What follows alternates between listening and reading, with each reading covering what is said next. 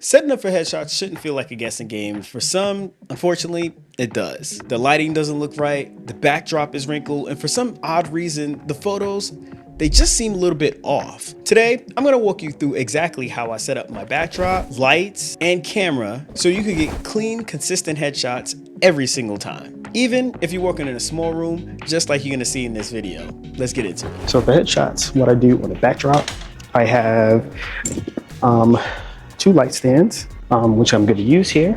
Just taking everything out and getting everything laid across. The first thing I want to do is set up the backdrop. That's number 1.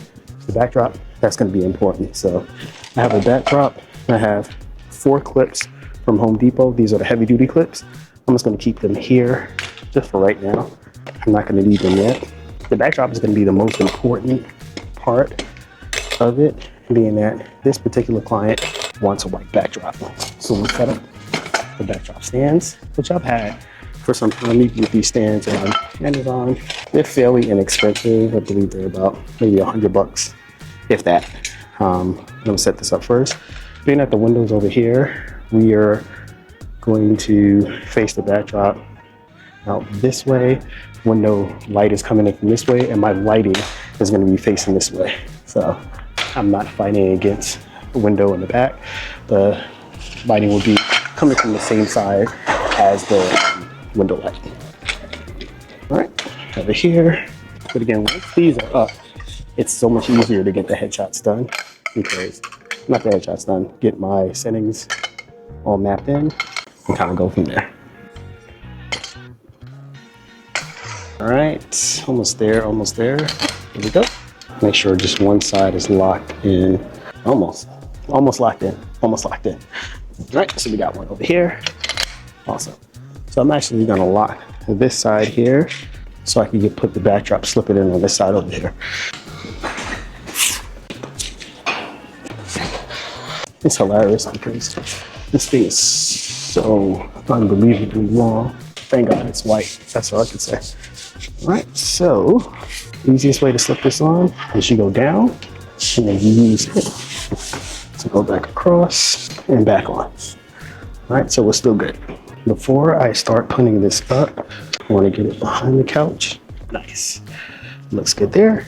Looks good there. All right, now when we put the backdrop, the best way is to start with the pole that's closest to the top. That's what you want. So here's where these bad boys are gonna come in. This will let you lock the backdrop in place. Now I'm starting to go up. I lock the first level, 1. I'm locking this level. Then I'm starting letting it drop down from there, okay? So I'm gonna start pulling it down. Keep going down. This one, they are not getting feet inside this drop. So that's nice and straight. Now we go up, because as we go up, it rolls out. And I like it to go as high as possible. Why? Because just in the event, I don't have to crop anything. Or if you get somebody that's extremely tall, which happened last time. Right there. So as you can see, it's nice and straight. I'm already locked in on the top. Now what I'm gonna do is take these 2 and lock these down over here. Lock it down at the bottom. This one, this one. And lock it down on this bottom right there. All right, so again, the headshot itself will be body up. We don't have to worry about the bottom. Now my carton, I'm leaving it in the corner, so that's out the way. Now let's set up my C-stand. Being that I'm gonna have it in this corner over here, lock this in, and this is gonna be to the corner over here. Set it this way, it's just coming back just about that way. All right, so we're gonna have a light hitting here and another one from over there. Best way is just to make sure that your footprint when you're on set or you're at a location is small. And I like everything being nice and compact and back to the point. So I have this here, got a 678 call. No. All right, let's go for my lighting setup, which in this case here, I'll be using LEMB. Right, so I got my LEMB. That's going to be mounted right on the end right here. All right, and just in the event, I always have a backup light as well. I have another Alien B 800. That's a 400 or it's 800. I'm not actually too sure, but I have that inside here as well. And then I'm using the Vagabond, the Paul Buff Vagabond. Even though there's newer battery packs out there now, this is just the one I use. Got a power cable here.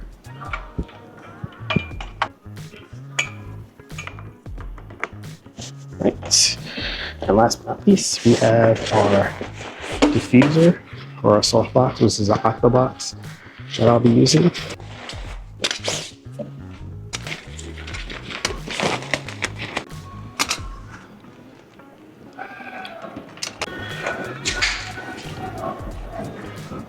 Here, here, and here. So now the point of this octobox is to go up and down.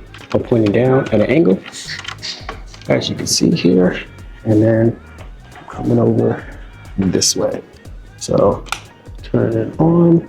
I got power, and before I put it up higher because it's going to be really hard for me to control this. Once it gets higher, I'm going to set up my trigger, which is still my PocketWizards. The trigger is going to be set up because this is what the camera is going to need to fire this off.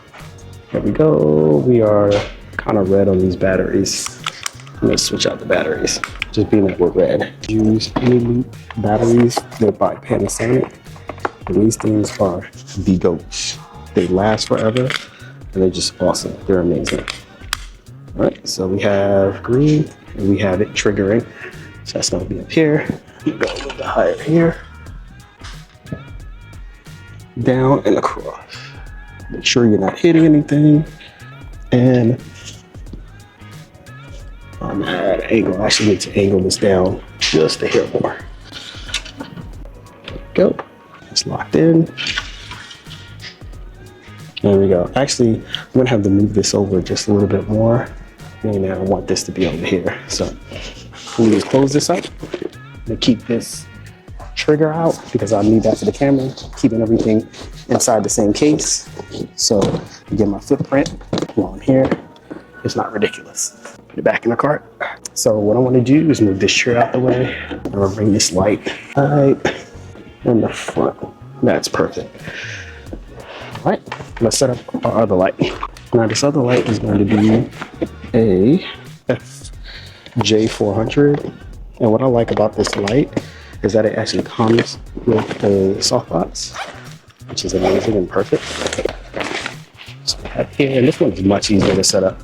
I'm gonna have this pointed more towards the back of the backdrop to make the backdrop nicely white. Right. Here we go, down again.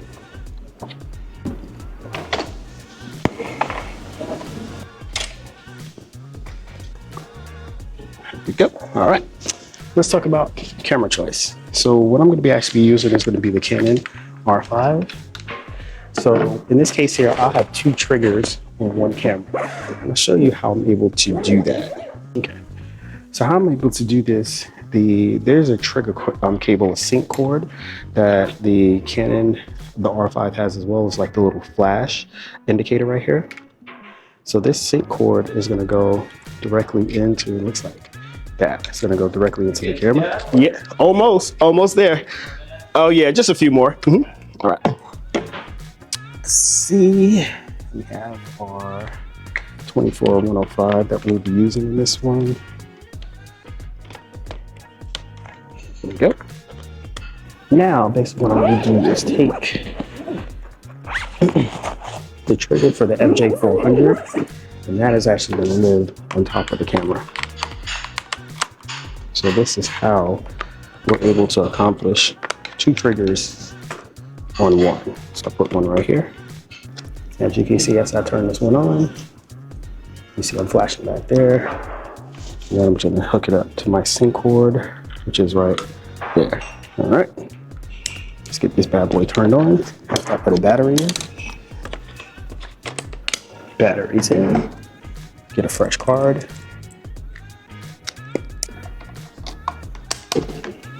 gonna format my card.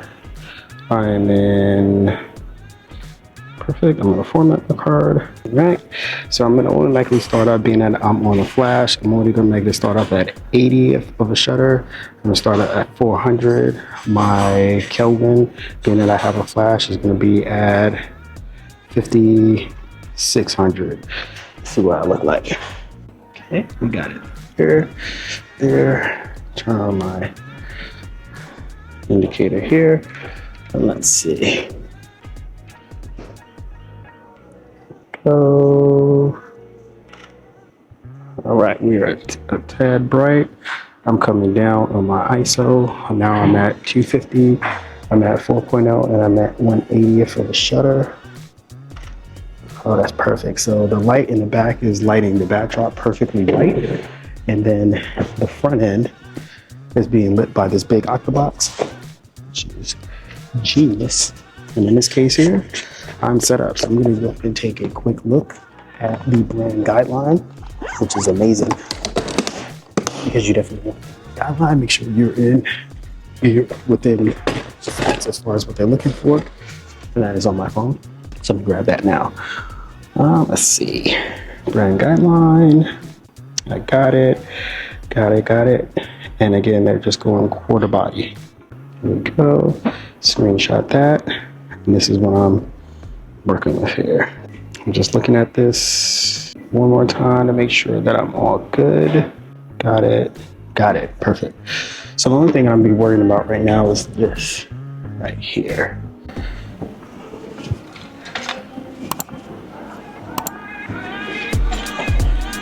Okay, all right.